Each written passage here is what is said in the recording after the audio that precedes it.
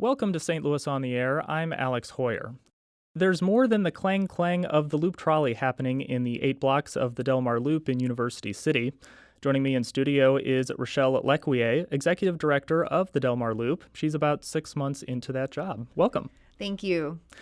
Before the show, you had sent along an entire list of developments that are happening in the Loop right now. Too many to talk about during the time that we have, but what is the most exciting for you right now?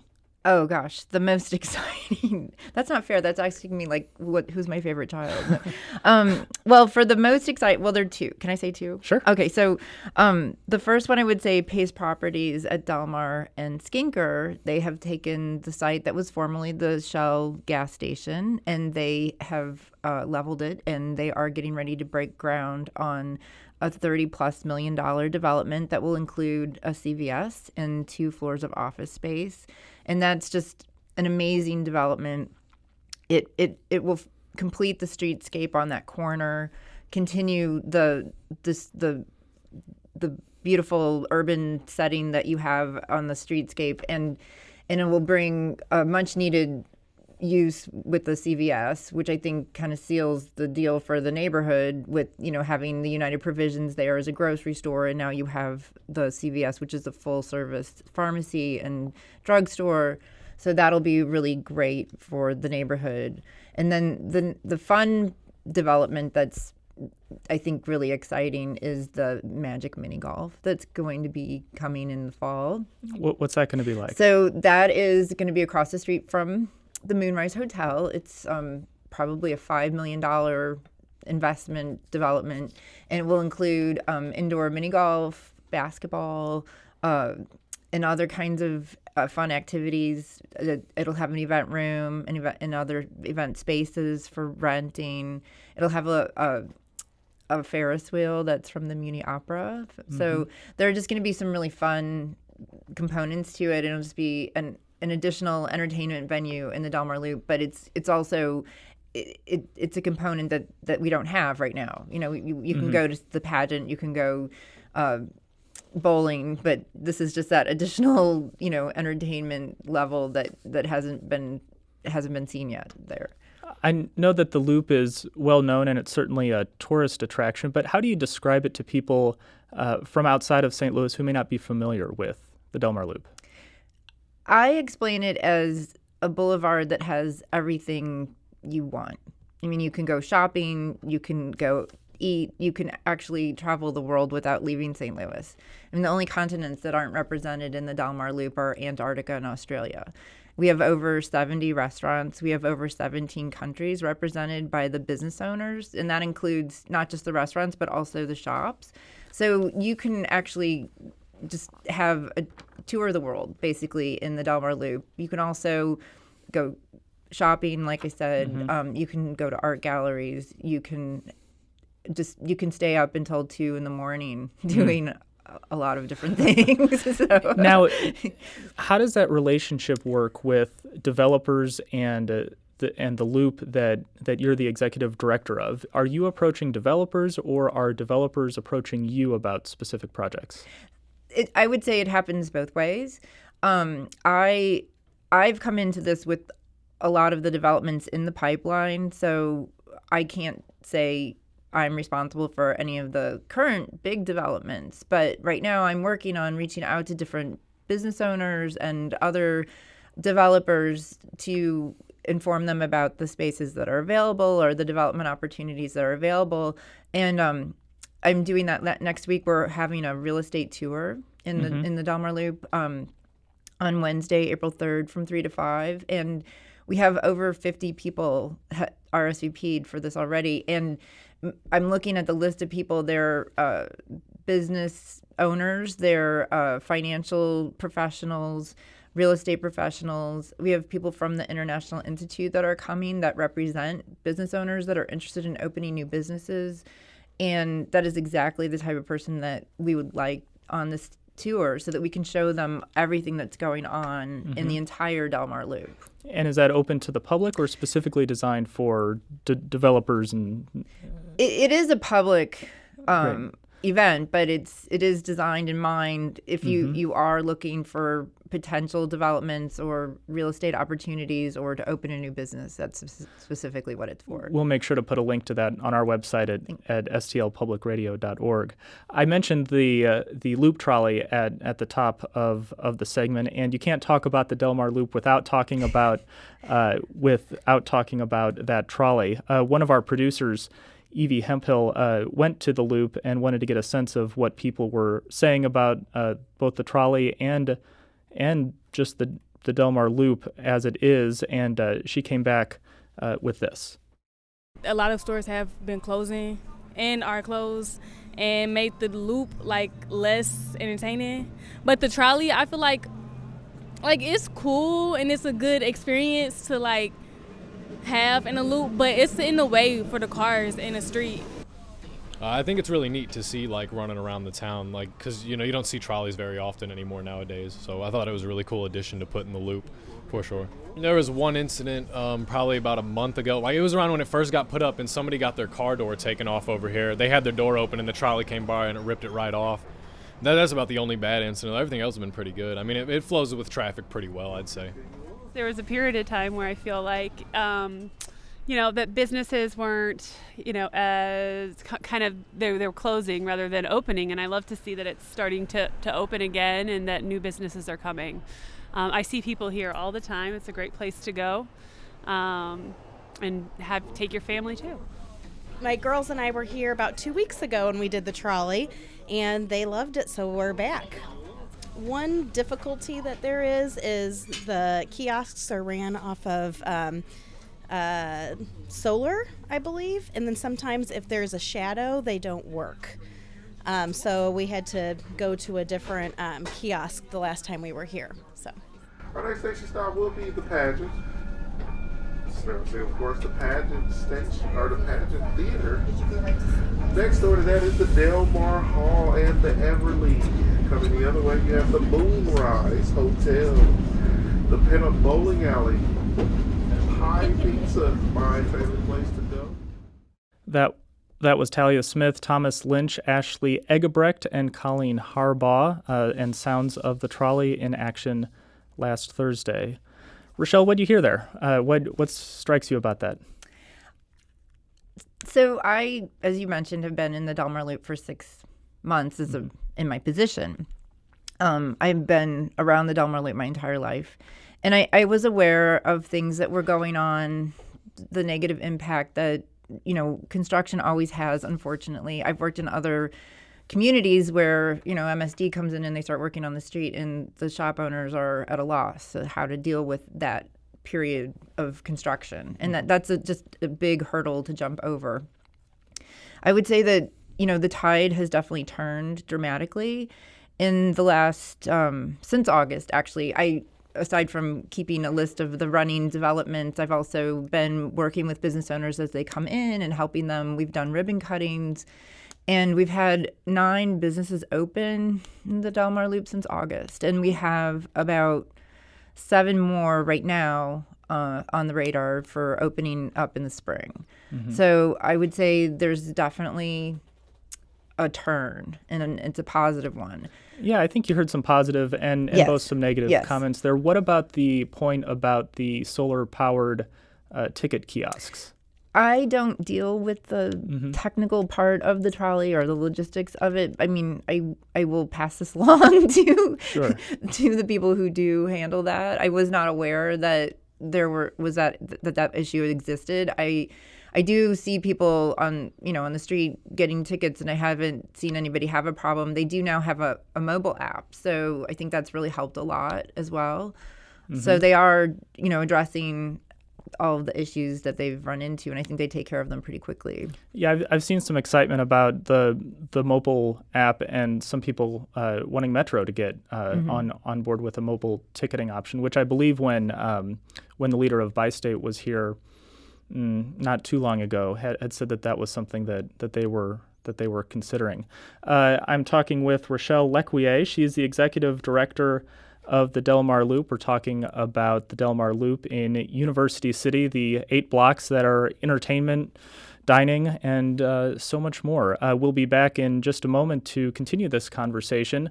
This is St. Louis on the Air on St. Louis Public Radio 90.7 KWMU. Support comes from the Missouri Forest Products Association. Missouri produces wood pallets, railroad ties, white oak barrels, hardwood floors, and more. Details on the variety of products made in the state are at choosewood.com. Welcome back. This is St. Louis on the Air. I'm Alex Heuer. We'll continue our conversation with Rachelle L'Ecuyer of the Delmar Loop in just a moment. But first, here are some of the stories our St. Louis Public Radio newsroom is following today. St. Louis County Council members are holding a special meeting tonight to discuss whether an outside attorney is needed to deal with a subpoena looking into the administration of County Executive Steve Stenger. The subpoena was issued last week. Stenger has vowed full cooperation with investigators. And a Missouri House committee has endorsed some major changes to the state's criminal justice system. The bill would give more leeway to judges in sentencing nonviolent offenders and requires jails and prisons to make menstrual hygiene products available for free. Join St. Louis Public Radio this afternoon for local and regional news and throughout the day on our website at stlpublicradio.org. Now back to Rachelle L'Ecuyer, Executive Director of the Delmar Loop. We were talking during the break about how you think that there are some misconceptions about the trolley. It was certainly delayed, and it does get some negative press, and it's been the subject of an STL-styled T-shirt that has gone around social media. And I know that you hear all this. What is it that you hope that people understand about the trolley? So I came into this almost as, like I said, you as a journalist would come into this looking to research what is the real truth. And so I've done a lot of my own research. And one thing that I unearthed in this, big number that's used for the trolley construction is that not everything was just putting down the tracks. There were a lot of really important developments that occurred as a result of the trolley and good positive infrastructure components. The roundabout in U City near the U City City Hall and Library, that solved major traffic flow problems and actually created better pedestrian safety in the area. And that was $1.3 million that went towards that part of the development. And then the bridges over the Metrolink at Forest Park, that was $4.7 million. And then in the St. Louis County portion of the development, all of the century-old cast iron lines, the gas lines were replaced and new gas lines were put in. Let me ask you this. I know you're having only been there 6 months, but has the trolley met your expectations, or maybe if they weren't your expectations since you've only been there 6 months, have they met the expectations of what it was set out to do? Yes. My view of the trolley is that it's an amenity to the Delmar Loop, just like the pageant, which brings in over 200,000 people a year. I don't know, ultimately this year what we'll see in the trolley numbers, but I know, with the cold weather, things got off to a rough start. But last week was spring break and the weather broke too. And by lunchtime, the trolley was crowded with people. They were bringing their kids. They were coming on their own. I see a lot of people from out of town that are there just to ride the trolley. And I believe they're having positive experiences. And it's once you're inside and you see the trolley on the inside and just the wood and just the style, it's a really neat thing to do. And I also enjoy it because you're getting a perspective of the Delmar Loop from a whole different viewpoint, and it's a leisurely viewpoint too, and you can see things that you don't always see. And I think that'll help also with business development and just help businesses in general, like, oh, I'm driving by and I see the Silver Lady, or I see I should go there, that kind of thing. Right. And I should say, when our producer Evie Hemphill was gathering tape and talking to people on the trolley last week, that it was full at that time. And she had also had a chance to talk with some business owners and brought this back. Our sales have been up. We had our best year ever last year. I have no idea whether it's attributed to the trolley or not. It's certainly lovely to hear it go by. It's a real pleasant soundscape, I think, to the Loop. As a business owner and living in Parkview so close by and a senior citizen, I feel like this is going to be a fantastic thing, not just for me, but for local people. That was Kelly Von Plonsky, owner of Subterranean Books, and Eleanor Reuter, who owns an art gallery, and they were sharing their thoughts on the trolley and the Delmar Loop. That must sound nice to you? It does sound nice to me, and it's interesting too because Eleanor has one of the long-standing art galleries in the city, and she has an amazing art gallery, and I think. Also, I guess, she's a Parkview resident too, as she said. And so she would have a really interesting perspective on the area. And Kelly also, as a bookstore owner, to have your best year ever, that is just really great to hear. Mm-hmm. What are the next steps? I know that we talked about mini golf and some of the other big projects that are going on, but what are we going to see next, maybe in the next month or next 2 months? In terms of openings, or will there be more construction happening? Well, there is potential for a development at Skinker and Delmar, just catty-cornered to the Pace property development, and that is in the works. So we'll see an announcement soon, I hope. And in terms of things that are opening, we have Prime 55 Steakhouse, we have Foxfire Restaurant and Bar, it's a Thai restaurant. CVS will be in the pipeline next year, I believe. Nudo House is coming to the Loop. We're very excited about that. And Poki Doki. And there's also a Chinese restaurant, Shiquan Chinese. There are also 2 more boutique-style businesses that will be opening up as well this spring. And we have about a minute left, but do you compare the Delmar Loop as an entertainment district with other areas in the city or the county, or with other locations in other cities? Well, first of all, I don't think there's a real comparison. I think, the Delmar Loop is the original entertainment district for the city of St. Louis. I mean, for the type of entertainment that we have. And when I say that, I mean just you're going to go out for the evening. You're going to go see a band. You're going to go bowling. You're going to play darts. Go out to eat. That's what I mean. And I think that is a model that you see being reproduced as people are doing new developments around the city and in the country. So I think it's incomparable. Well, Rachelle L'Ecuyer, it's been a pleasure to talk with you. Thanks so much for coming in today. Thank you so much for having me. I appreciate it.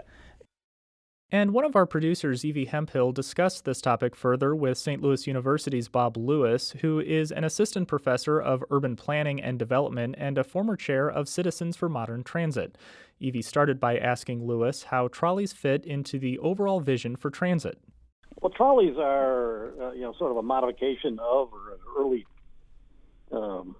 precursor to what we call light rail now. And one of the advantages of trolleys is, like light rail, is a fixed rail component of it. They have a tendency to, or transit has a tendency to be a little less popular when it's fixed, or when it's just rubber tires, because people sort of sense you don't know where you're going. But with a rail, you do, and that's what the light rail helps to figure out. You know exactly where the route is. And trolleys have the same effect. Trolleys, on the other hand, tend to be shorter distances and a little more fun kind of thing, and tend to be a little bit more tourist oriented. But all of it can fit into an overall transportation program, especially for, in this case, a corridor, a very lengthy corridor that has been created for the Delmar Loop to get from one end to another, or certainly from a longer distance rather than shorter walking distances. What do you make of the criticism that has been lobbed at the Loop Trolley since it finally started operating after years of planning? Well, some of it's quite deserved, or at least we're all a bit frustrated by how long it's taken, and where's that coming from? Whose fault is that, or whatever? When you do big and sort of unusual infrastructure events, we all kind of get impatient, especially when we don't quite know what's going on, although in this case it wasn't really disrupting too much, unlike, say, Highway 40 being rebuilt. And then we hear everybody everybody talking about gigantic numbers, or think they are, on dollar amounts and time frames and so forth. So, what do I make of it all is I think it's potentially a public relations disaster that, frankly, I think Joe Edwards has managed quite well. But it's also one of those things like, well, good for you, you've managed it well, but you still we had this loop thing going 10 years ago, the Loop Trolley thing going 10 years ago. Why isn't it there now? So I think more than anything, it's a big public relations thing to get over. And once it's settled in, we'll be fine. Much like light rail is and was, frankly. Compared to, say, 10 or 15 years ago, how do you think the Loop is doing today? I think the Loop's doing gangbusters. It's extended. It's grown, principally to the east, which is a nice thing because it deeply involves both two different cities and basically, frankly, two different counties, in a sense. And I think it's been marvelous that it's been able to continue to grow and refresh itself. Now, that said, a lot of changes have taken place. That these kinds of things do outlive tenants, occupants, businesses, and so new businesses are needed. We've also had a huge influx of Washington University in many ways, for student housing in particular, but in other interest ways, which sort of changes the patterns of things and demographics of things. And every business, every housing opportunity, every manager, every person that's there needs to adapt to those things. But the trick to corridors like that is really staying fresh year after year. And so far, I think the Loop's energetic about that, doing pretty well. What, in your view, makes for a great street? Well, yeah, the Loop has been was early picked by the American Planning Association as one of the great corridors or great streets of America, among others. And what makes a great street, or like the Delmar Loop, it really is people. It needs to look alive, looks vibrant. So people, when walking on it, especially when you've got a pretty eclectic group of folks, Cherokee Street's coming along those ways, as is the Grove and South Grand have done things like that. Yeah, you've got active businesses, you've got eclectic architecture, you've got businesses that spill outside, both for sidewalk shopping as well as dining. But the real key is to make sure you've got enough going on. It doesn't have to be 24/7, but a lot of the time of the day, well, there's just people walking up and down and enjoying themselves, enjoying the groups they're in, popping in and out of here, and people watching makes a huge difference for what gives a corridor or a street a great reputation. Seattle's full of that, by the way. I just took an hour and a half walk, and it's just full of that right now. You feel safer. You feel like there's something going on all the time. There's adventure. You don't realize you've walked so far.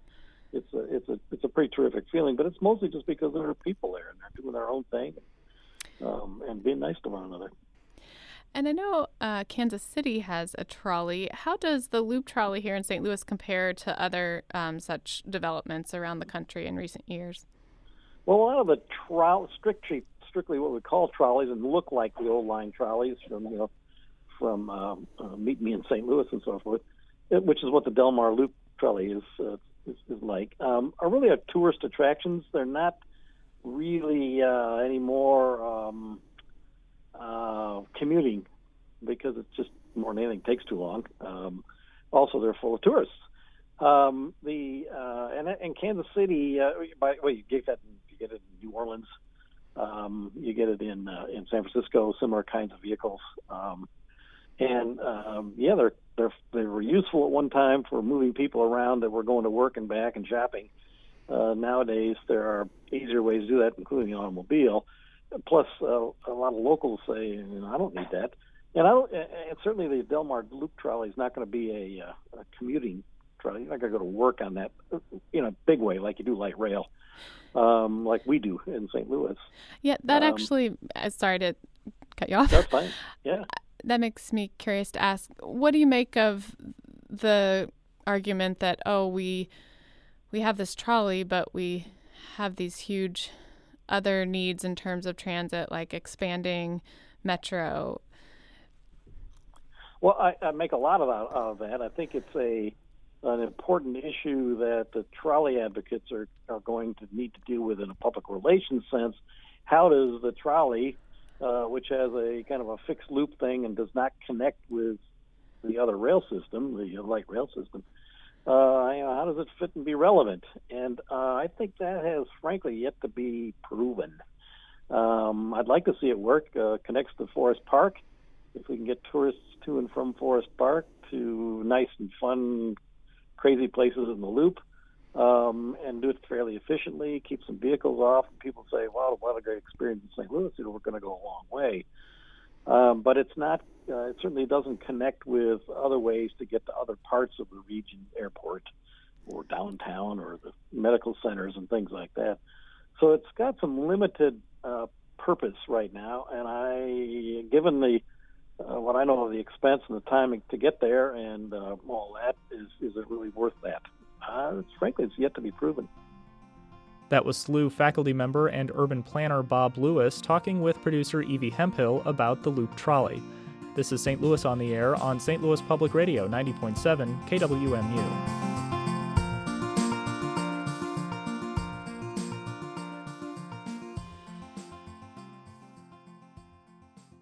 Support comes from the Missouri Forest Products Association, providing more than 41,000 jobs in the production of wood pallets, railroad ties, white oak barrels, hardwood floors, and more.